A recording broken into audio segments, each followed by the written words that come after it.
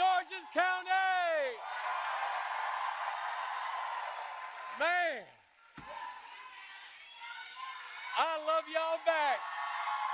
I love y'all back. Listen, I'm ready. Y'all ready?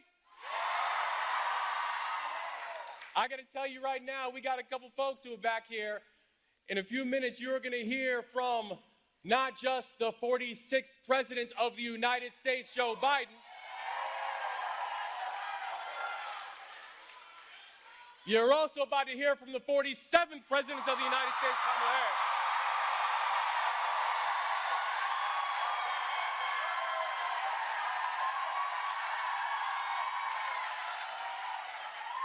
It feels good, don't it?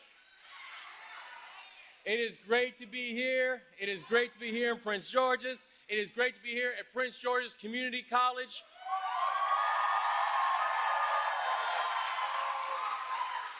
We're some of the most amazing leaders in our state. This is where they are bred. This is where they are trained. And this is where they will continue to lead this state and this country. Prince George's Community College, you are amazing.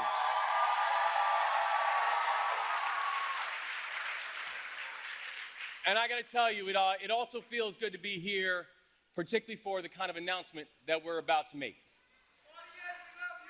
I love you back. But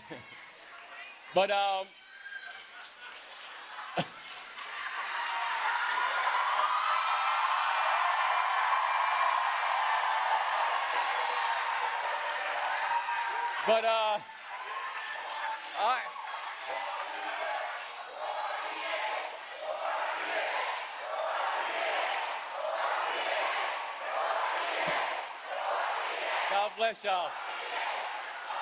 God bless y'all. Y'all. I love y'all. But listen.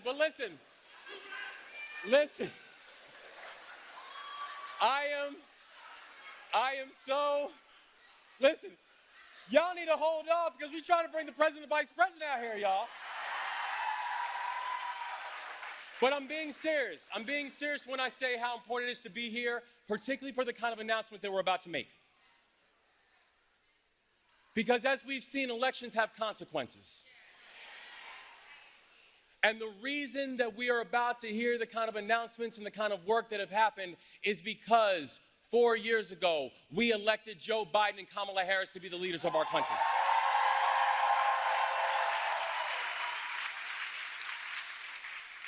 And it means a lot being here because, well, people might not know, I was born less than 20 miles away from where we're standing right now. And some of my earliest memories were right in these areas. And some of my most traumatic memories.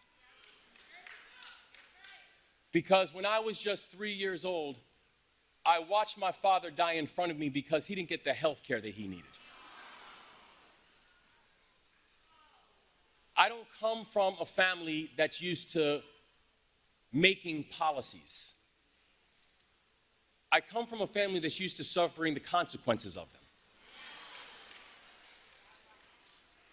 And so to be here in this moment, I'm here to say that this moment right now, this is personal. And it's exciting to know that we have an administration who sees us and who fights for us.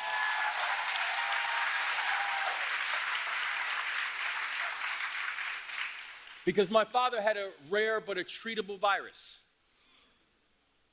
But when he went to the hospital, his clothes were disheveled and his face was unshaven. And when my mother showed up at the hospital, they asked my mother questions like, is your husband prone to exaggeration? And he was released from the hospital with the instructions to go home and get some rest. And hours after they released him, he died in front of me. So understanding that we have an obligation to make sure that our healthcare system never overlooks any of us.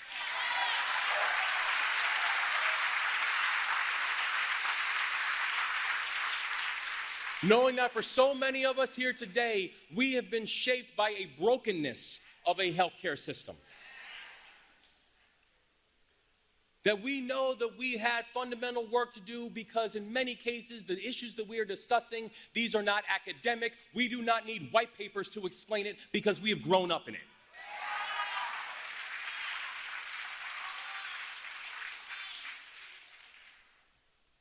So today is an important moment because this is what we know. Today is a chance for us to go from being unseen and untreated, for so many people to not have an opportunity to have basic insurance or know that basic insurance is something that is affordable. Today is a day to know that because of the remarkable leadership of President Biden and Vice President Harris, that this country continues to move forward, and we can and we will be a country that sees all of us and not just some of us.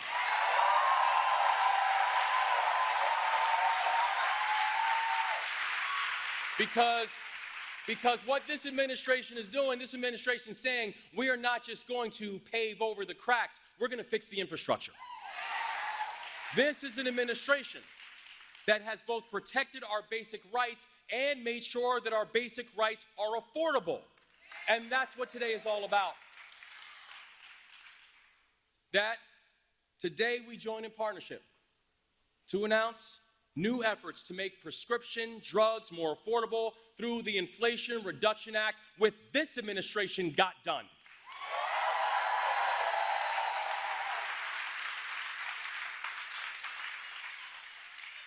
It is going to ensure that in these United States, that access to critical medication isn't a privilege that is established for a certain few.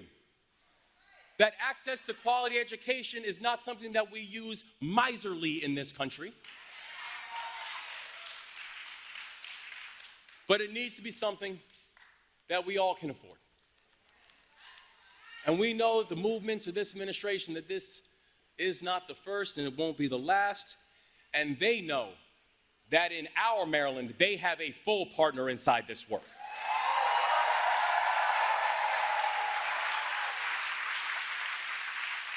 That Maryland is going to continue to be a full partner with this administration to protect, to defend, and to strengthen the basic rights that we cherish. That in our Maryland, we are working to lower drug costs through our first in the nation Prescription Drug Affordability Board. That in our Maryland, we are protecting critical investments in Medicaid. Maryland is leading the country in Medicaid re-enrollment, so Maryland families can have access to affordable health care no matter where they call home.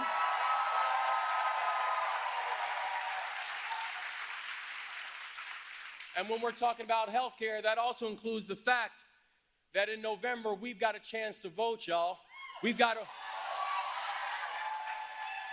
referendum on the ballot. And that referendum will be to codify reproductive freedom in our Constitution, because this is health care.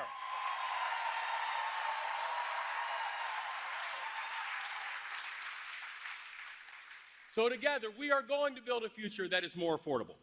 We are going to build a future that is more accessible. And we are going to build a future that is more just. So whether you are a Marylander who calls Largo home, or Upper Marlboro, we got some UMs in here, huh? That no matter where you call home, you should be able to afford treatment for your arthritis. Whether you are a Marylander that happens to call Suitland home, you should not have to worry about choosing between rent and the drugs that you need that's going to support you after you have a stroke.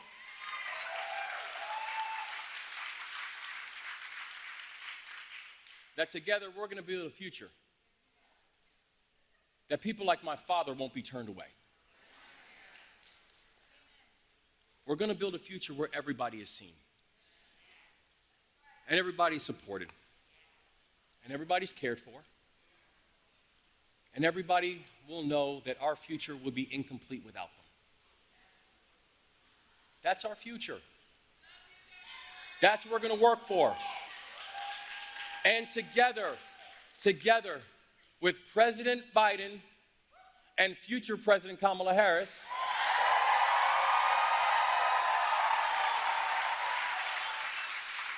we are going to build a future where we leave no one behind. God bless you guys, and thank you so much for all you are.